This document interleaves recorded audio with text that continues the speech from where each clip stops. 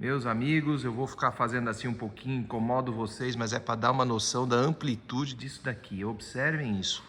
Eu estou hoje aqui visitando Garagem Brasil, mais ou menos cento e poucos carros nacionais.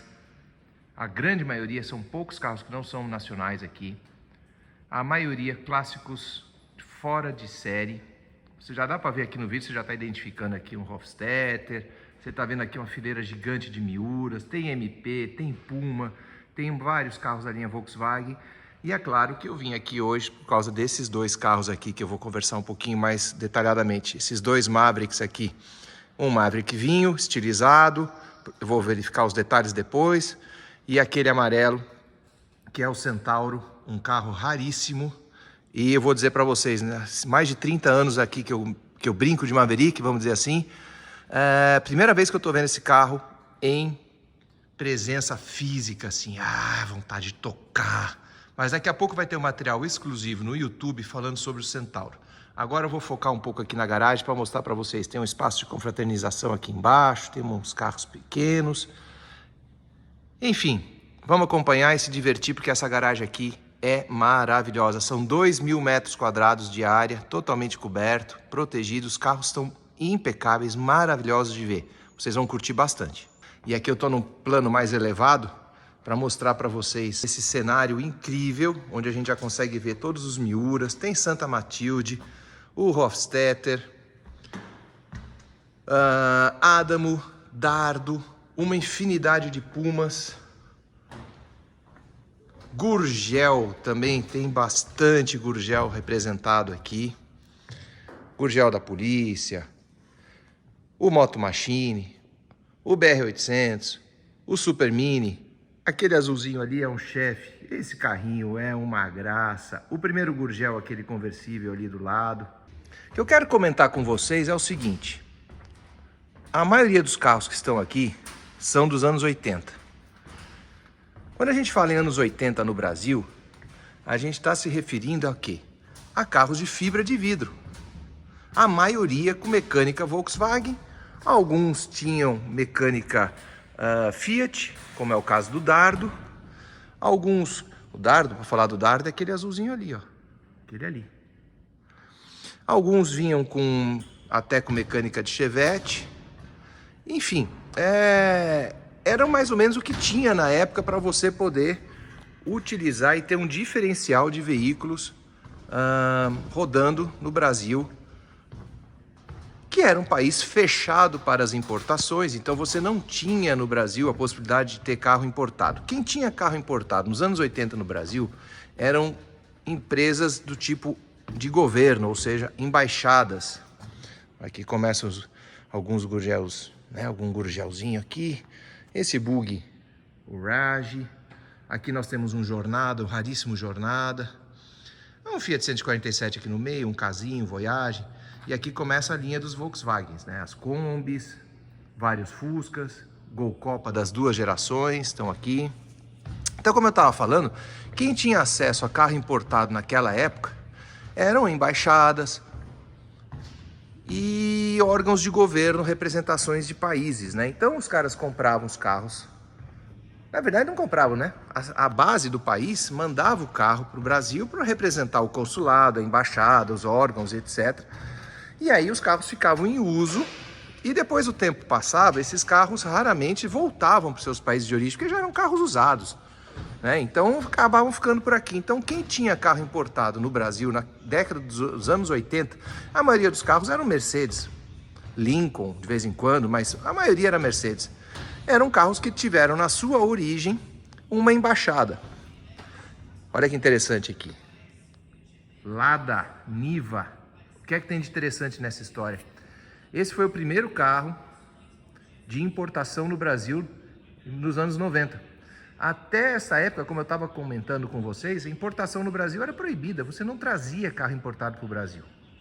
Você só podia ter um carro importado no Brasil, como eu estava comentando, se você fosse de órgãos de embaixadas. Então, em 1991, na virada para 92, né, nós tivemos um presidente da República que dizia que os carros brasileiros eram verdadeiras carroças. E aí ele liberou então a importação de veículos novos com taxas, obviamente, mas liberou a importação, porque antes nem isso era possível. E um dos primeiros carros que vieram para o Brasil de importação de grande volume foi o Lada Niva. Vieram, né, desculpa, o Lada, mas em 3 modelos. O Niva, que era esse jipinho, e o Samara, que era um esportivo, e o terceiro eu acabei de esquecer. Depois você comenta qual era o terceiro carro que eu acabei de esquecendo. Eram 3 carros da Lada que vieram para o Brasil. O Niva acabou tendo maior volume de importação, acabou se adaptando melhor aqui no mercado brasileiro, e a gente vê de vez em quando era mais resistente também. E aqui então a gente chega no final da garagem, tem um pedaço de manutenção aqui, eles estão já ampliando. Olha, quando eu comecei o vídeo, gente, eu estava ali naquela ponta ali em cima, onde tem aquela parte mais clara, onde tem a janela ali, e vim caminhando aqui mostrando para vocês. Aqui nós temos uma Ibiza da SR, uma F1000, F75, Troller, o Troller ao lado do Jeep. E é interessante que eles colocaram 2 Trollers, né? O da primeira e o da última geração, o vermelho dos primeiros, o azul e marrom da última, ao lado do Jeep Willys. É interessante essa colocação dos carros ao lado, porque tem história. Não é só porque estão na caminhonete, não. É porque tudo é Ford, né?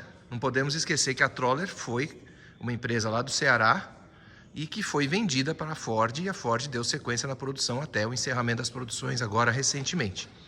Bom, essa é a visão de cima. Ali, ó, a quantidade de Miuras maravilhosos. Eu vou descer agora e vou... Muito bem, vou começar mostrando aqui para vocês, ó, algumas Pumas já da época da AMV, a Alfa Metais, depois que a Puma foi vendida para a empresa lá em Curitiba. E aqui a gente vai seguindo, né, nas Pumas. Então, nesse corredor todo aqui, até onde a vista alcança lá na frente, é um montão de Puma. E do lado de cá, as Miuras. X8, Targa, tem todos os modelos aqui para dar com o gosto que você quiser. Eu gosto de chamar a atenção do carro nacional. Eu sei que não é muito foco do meu canal falo de Maverick, mas eu não podia deixar de mostrar isso para vocês, né? Observem aqui os detalhes interessantes aqui do Miura, a mudança de geração. Vou filmar mais assim para vocês observarem. É o mesmo carro. Observem a altura do aerofólio traseiro e observem a altura desse aqui. Se eu filmar só aqui para você, você acha que já reconheceu essa traseira, né? Observem bem. Que carro lembrou? Para mim lembrou, é um Miura, para não deixar dúvida. Para mim lembrou essa traseira da Ferrari F40. Olha lá, olha o aerofólio azul ali do lado também. Então, esse era uma das versões, essa foi a outra versão.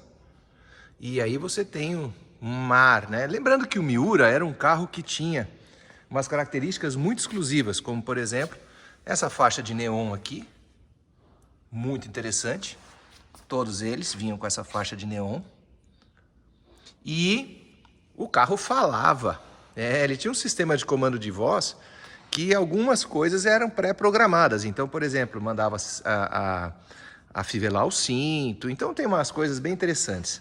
Os Pumas GTB, da primeira geração. Desculpa se eu estiver falando alguma coisa errada, não sou muito especialista. Jorge Electric está no céu, que me perdoe se eu errar um pouquinho na configuração, um pouquinho de algum carro. Um Puma de corrida. Os conversíveis. Mais Miura aqui do lado. É maravilhoso. É fantástico. E vale lembrar, pessoal, esse tom de verde aqui eu gostei muito. Tom de verde meio de azeitona, eu achei bem fora do comum, porque normalmente é azul, é prata, é amarelo, e aí você vê um branco também, tem bastante, você vê um desses assim, verdinho, eu achei bem legal. Agora olha a cor disso, né? Desse aqui, gente, olha a cor desse. Parece a cor até do neon, né? Esse aqui com neon, uma cor mais branca. Ficou muito legal aqui visitando, lembrando que eu estou visitando aqui a Garagem Brasil, pessoal, tá? Ali tem a geração dos Gols, olha, Gol Copa, o Gol Last Edition, New Beetle, as Combis de diversas configurações, tem Brasília. E ali na frente daquele carro branco para lá, ali para frente, tudo aquilo lá é Gurgel, que eu vou mostrar também do outro lado. 2 gerações de Gol Copa, mas vamos ficar por aqui ainda. Mais Miura. Gente, são 140 carros aqui, ó. Olha esse corredor aqui, ó. Ai, que coisa incrível. Lá no fundo já deu para ver que tem uma coisa grande lá, né? Vou mostrar para vocês também o que é. Então aqui é o corredor de Puma e Miura. muito bem organizado, muito bem arrumado. E a gente vai chegando aqui nos primeiros Pumas, ó. Os primeiros modelos. Inclusive, ali na frente, tem um GT, um Puma GT Malzone. Antes de chegar lá, mostrar para vocês esse aqui, com essa cara tristinha, meio deprimido, né? A cara de chorão. Nós temos aqui o Miura Cabril, ou Cabrio, como você quiser chamar. Uma versão raríssima do Miura, conversível. Ó. Então é bem interessante observar isso daqui também. E aqui ao lado está o Miura Targa, alguns deles, que é um carro também que eu gosto bastante, acho bem legal o Miura. Olha que interior bem acabado, bem detalhado. Voltando para as Pumas da primeira geração, o farol ainda coberto, né? Esse vidro muito bem feito, acabamento bem interessante. E aqui nós temos já o Puma Malzone, né? GT Malzone. Aqui seguem as Miuras. Esse carrinho aqui é um Squalo, também é um carro do... Desculpa, esse aqui é o Malzone, ainda é um Malzone. Aqui nós temos o Ventura, outro carro dos anos 80, também de baixíssima produção. Esse é o Turbo GT, que foi um carro que foi preparado, né? O Short, na verdade, o nome do carro é Short, Turbo GT é o modelo, que foi um carro que foi produzido com a intenção de virar um carro de competição, tipo uma categoria exclusiva, mas, obviamente, a coisa não foi para frente. E esse verde aqui, que é o Squalo. Olha que frente interessante, em cunha, bem redonda, alinhada, lembra um pouco a frente do Ford Probe, ou talvez o Ford Probe é que lembre a frente dele, né? Porque o Probe veio depois. Aqui nós temos o Dardo, outro veículo nacional. Depois teve uma fase que virou Dardo Corona. Esse carro era inspirado no Fiat X1/9. Interessante comentar que o motor é praticamente o motor central. O motor está embaixo dessa parte preta. Então é um motor de Fiat Dardo. Então você observa aqui que a posição do motor é praticamente um motor central. O teto aqui é removível. MP Laffer. Esses Miuras aqui, olha que carroceria interessante, né? Desses Miuras. É muito legal de ver isso.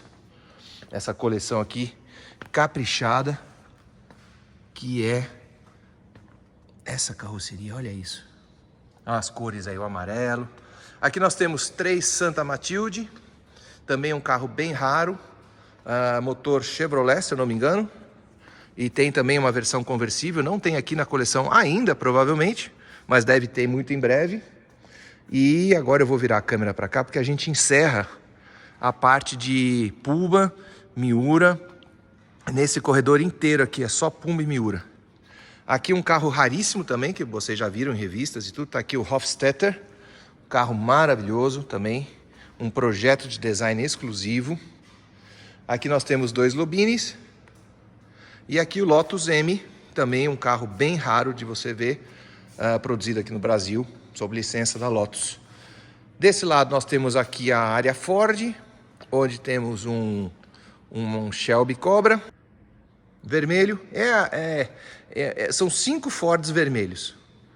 Cobra, Mustang 2. Não é um carro que todo mundo gosta, né? Todo mundo acha meio estranha essa frente do Mustang 2, mas eu quero chamar a atenção para vocês nesse Mustang 2 duas coisas. Primeiro, é um Mustang 2 sim, mas é um Mach-1. E, consequentemente, ele tem a traseira Fastback, que é um pouquinho diferente daquilo que a gente está acostumado a ver quando se trata de Mustang 2, né? Que é o quê? É o hardtop, ou seja, o sedanzinho. Então esse é um Fastback.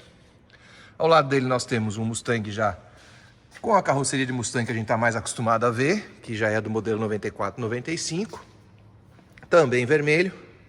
Ao lado, o sonho de consumo da atualidade, o Mach-1 da versão que surgiu aí mais recente, 2015 para cá, que tem essa carroceria.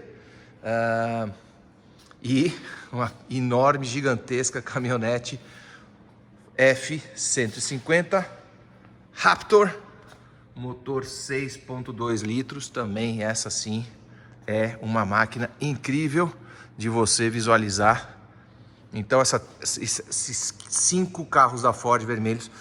E chegamos à cereja do bolo para mim é a cereja do bolo, porque é o meu objetivo, minha paixão, que é o Maverick. Tá aqui o Centauro. Começando do outro lado da garagem, a gente começa aqui pelo Gurgel. 2 modelos de Gurgel da polícia, né? Com base no Moto Machine. Então configurados aí para patrulha. Deve ser patrulha assim de não sei nem do que, porque isso daí não ia conseguir correr atrás de bandido nenhum. O Moto Machine, o polêmico Moto Machine, né, com a sua porta devidamente envidraçada, com visão interna do motorista, do passageiro, ou seja, quem está na rua vê tudo lá dentro, não tem privacidade nenhuma nesse carro. Aqui nós temos o BR SL, BR800, interessante de ver que está aqui ele inteiro, e ali na parede tem um pedaço dele, olha lá. E eles estavam me falando que o carro que está ali na parede era realmente um carro de uso, que foi cortado para fazer estilo, porque não tinha condições mais de manter. Aqui do lado nós temos um BR800 SL, né? E, na minha opinião, a cereja do bolo da Gurgel sempre foi o chefe. Eu sempre gostei muito do chefe. Eu tive um e me arrependo de ter vendido até hoje. Um carrinho muito simpático, muito simpático. Ao lado aqui, acho que muita gente já viu foto até do próprio Gurgel, João Conrado do Amaral Gurgel, o idealista da indústria nacional. Esse é um dos primeiros, né, que ele fez. Aqui do lado nós temos os X12, tradicional, né, X12 capota rígida, X12 conversível. Esses carros, os X12, nossa, isso aí que levou a Gurgel para ser o que se tornou, né, foram esses Jeeps da Gurgel. Mais 2 modelos aqui, também do X12. Aqui nós temos os maiores. Aqui eram o X15, o Carajás, etc. Esse aqui no modelo picape. Esse daqui já o modelo fechado, com vários detalhes já mais para uso off-road, bem grande. O de frente arredondada. Desculpem eu não falar os modelos, eu não sou especialista em Gurgel. Só lembro dos nomes, Gurgel X12, Carajás, enfim, não lembro os nomes dos modelos. Esse é o Carajás, porque está escrito ali embaixo, esse eu sei. E aqui do lado um outro Carajás, só que aí no formato já de ambulância. Interessante comentar aqui, ó, dá para ver um banco só e uma maca ali dentro. Então realmente numa versão já, né, de ambulância. Mais um Gurgel aqui, dessa frente arredondada. O bug, né, o bug Rage, ou Reg, como você quiser chamar, não sei exatamente a pronúncia. Interessante comentar que essa parte aqui de trás ela solta, então fica uma carenagemzinha aberta. E esse carrinho branco aqui, vocês sabem qual é? Eu demorei um pouco para lembrar qual era o carro aqui com farol de Chevette. E aí eu olhei o emblema aqui, o emblema não me disse nada. Falei, que carro é esse? E aí conversando com o pessoal aqui, eles me falaram, esse é o Jornada, fora de série nacional, que está aguardando aí pela sua restauração. Tá um carro bem íntegro, mas precisa passar por um tratamento ainda que eles vão fazer. Aqui temos 2 bugs, 3 na verdade. E aí a gente volta para um dos carros nacionais dos anos 80, que eu acho que tinham os designs mais bonitos, né? O Bianco. Bianco tinha essa linha toda arredondada aqui no capô, seguindo por aquela traseira mais alta. Aqui nós temos 2 versões dele. Essa frente com farol baixo e aqui a frente já com o farol embutido na carroceria, já para você ver qual que você acha melhor. Mas os dois seguem exatamente o mesmo design de carroceria. Observe a lateral, ó, como sobe aqui, desce na altura da porta e sobe novamente. E aqui na versão mais moderna, do mesmo jeito. Muito interessante de ver isso daqui. E aqui um conversível. Legal que enquanto eu mostro aqui para vocês, a gente vê um pouquinho da traseira do Ventura aqui, ó. A traseira do Ventura. Lanterna de alfa. Maçaneta de alfa, tanto no Ventura quanto aqui. É interessante observar que essa maçaneta de alfa foi muito presente, né? A traseira desses modelos aqui, do Bianco S, independente do ano, seguiu quase o mesmo desenho. Ali você tem a tampa do porta-malas, né? Que seria, na verdade, a tampa do motor totalmente lisa, lanterna de 3 pontos, e aqui você já tem a traseira um pouco mais elevada, mas mantendo a mesma lanterna. O para-choque mudou um pouco também, dá para perceber que ali quase não tem para-choque, seguindo as primeiras Pumas também, que era só um filetinho. E aqui já tem uma peça mais embutida.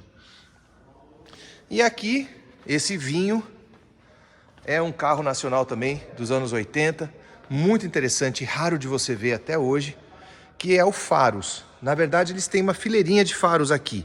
Tem 7 faros aqui, todos esses aqui do vinho, até o último ali são faros. Esse é o maior de todos, é o mais alto, né? A gente consegue ver aqui o design já de um carro mesmo. Lembra até um pouco o Santana, tal. Se bem que o Santana era sempre 4 portas, mas esse é o Faros Quadro, né? Maior. E aqueles são os faros que a gente está acostumado, que a gente via mais nos anos 80. Então é bem interessante de ver aqui os faros. Dois conversíveis, um aqui e outro lá na ponta, e aqui no meio o faros na carroceria mais tradicional que a gente sempre via, rodando por aí pelos eventos de carros antigos e tudo mais, né? Esse é o faros com lanterna de Voyage. Olha lá, muito interessante. Ali o novo faros, né? A versão mais nova já tinha a lanterna do Corcel 2 chanfrada. Aquele faros ali já tem a lanterna do Santana, ou próxima do Santana. Ou seja, era um produto, né, made in Brasil, mas que juntava peças de vários carros para poder deixar os carros assim nas condições mais interessantes. Aproveitar que esse aqui é o conversível, dar uma olhada no interior para vocês verem. Olha o painel, quantos botões, quantos instrumentos. Observe os detalhes, os instrumentos estão virados para o motorista. Então deixa realmente o carro com um visual bem interessante. Esse aqui com teto solar. O vermelho já não tem o teto solar. E vamos caminhando para mostrar a lanterna traseira desse daqui que eu queria mostrar. Olha o interior como já mudou. Já ficou um interior bem diferenciado, ó, com acabamento bem mais bonito até do que o anterior. Essa foi a evolução da indústria nacional, né? A lanterna traseira, o Adamo CRX 1.8, com essa lanterna que lembra muito a do Santana. E ali, mais uma vez, lanterna de Alfa, e no outro lanterna de linha Volkswagen, Brasília, né, que usou muito essa lanterna. Então é interessante de observar como a indústria nacional desenvolvia projetos únicos, a maioria, quase todos em fibra de vidro, quase todos fibra de vidro, utilizando peças de carros nacionais que já existiam na linha de montagem de uma forma geral. Alguns desenvolviam seus próprios detalhes, como a Santa Matilde, que desenvolveu a própria lanterna traseira. Primeiro essa, e depois essa parte já com mais identificação de luzes, né? O pisca, a luz de freio, a luz de ré. Enquanto que esse daqui quase tudo na mesma tonalidade, sendo a luz de ré ali pequenininha. E tá ali a identificação do Santa Matilde 4.1, que não deixa mentir que esse carrinho de fibra pequenininho, leve pra caramba, com motor Chevrolet 4.1, uma verdadeira máquina. E esse é então o aspecto geral, a visão geral da garagem Brasil, onde eu tenho a oportunidade hoje de filmar e mandar esse material para vocês verem.